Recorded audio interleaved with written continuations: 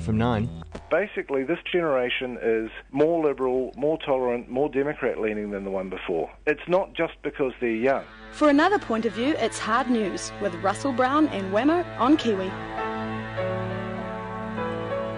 The website is publicaddress.net and also the telly show as well on TVNZ7. It's called Media 7. Russell Brown's with us this morning. Morning, Russell. Good morning.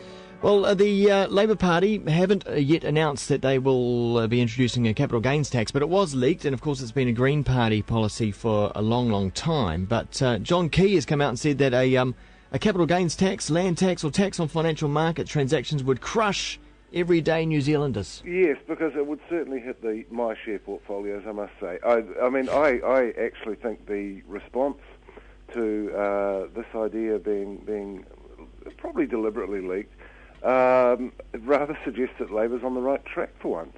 Yeah.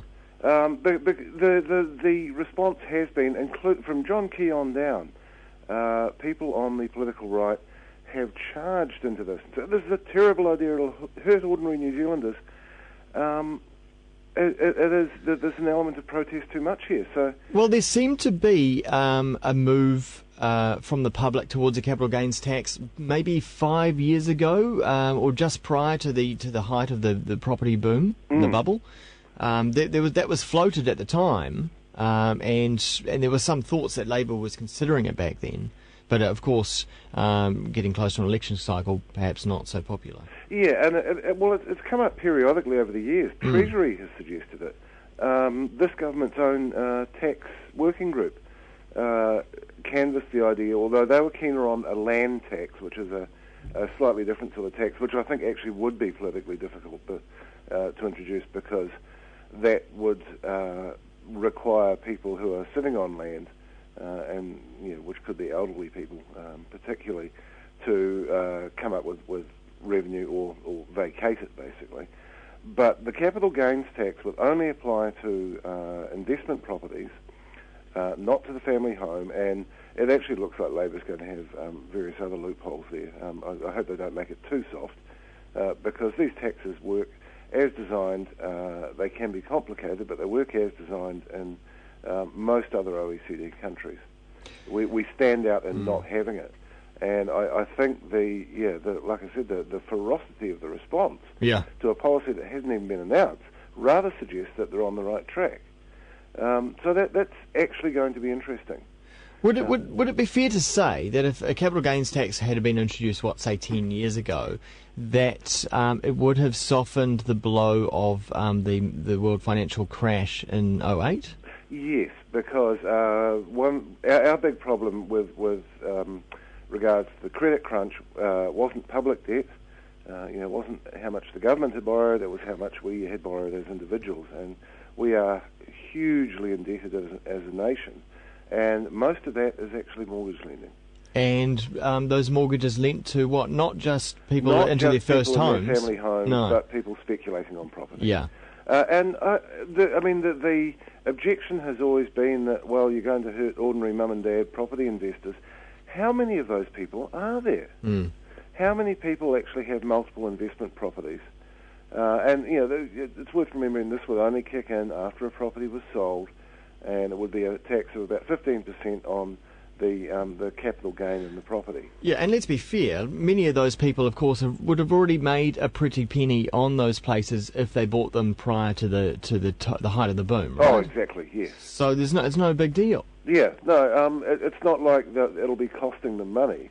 It's just that they will actually have to pay some tax on the quite probably hundreds of thousands of dollars that they would get from the sale of a single property. Yeah.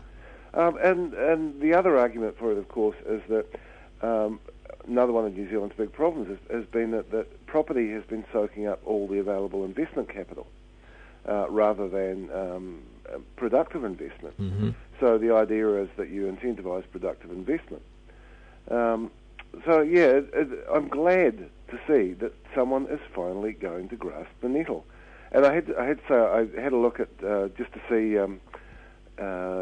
what David Farrar at Kiwi Blog was saying about it, just because he's often quite a good bellwether for what the centre right is saying. And very much pouring cold water on it. Won't work. Won't raise nearly as much money as they thought. If you're going to do this, why not have a tax on shares? blah, blah, blah, blah, blah. 2009, time for a serious look at a capital gains tax. So I really do think that Labor, who've made so many stumbles in this term of Parliament, may actually be onto something good here. Yeah. All right, let's look at a fascinating overseas media story at the moment. News of the world and yet another hacking scandal. Yeah, this is the phone hacking scandal. Basically, the News of the World hired private investigators to do a fairly simple trick and hack into people's voicemail. And this story's been developing largely via The Guardian for about 2 or 3 years now. It's got as far as a parliamentary inquiry. There have been resignations. The problem is that the editor there at the time, Andy Coulson, is now David Cameron's chief advisor, which is not good. Yeah. But anyway, the public maybe didn't care too much so long as it was only politicians and celebrities. It's now emerged that the News of the World hacked the voicemail of a missing 13-year-old girl who was later found to have been murdered. And were listening to her voicemail to see whether they could get anything. This is after she died. No one knew she was dead at that point. Yeah. And they thought, oh, maybe she's still alive, but her voicemail box is full.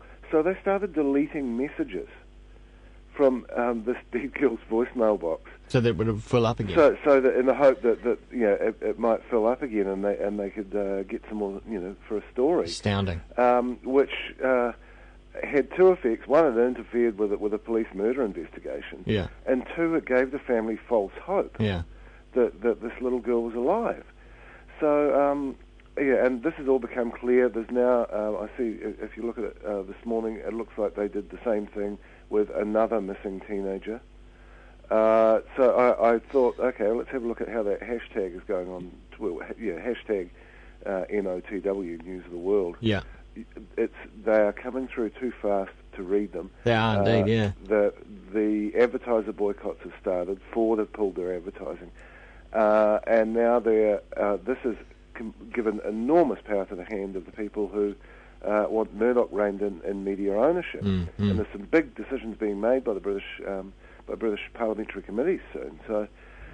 This is not a good day for Murdoch. Murdoch has the ear of the Prime Minister, though, doesn't he? He does. He is often turning up to 10 Downing Street. I would think that at some point the Prime Minister might have to actually exercise some political self-interest over there, because the mood seems to be turning radically against Murdoch, and you can see why. Yeah, because this stuff went on his newspaper. He knew about it. Haven't we been told, though, that those were dastardly deeds done 10 years ago, but the culture of News of the World has changed? No?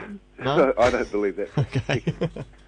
But there wasn't actually that long ago either. But like I say, the British public maybe went along with it when it was just a few celebrities and some politicians. Yeah.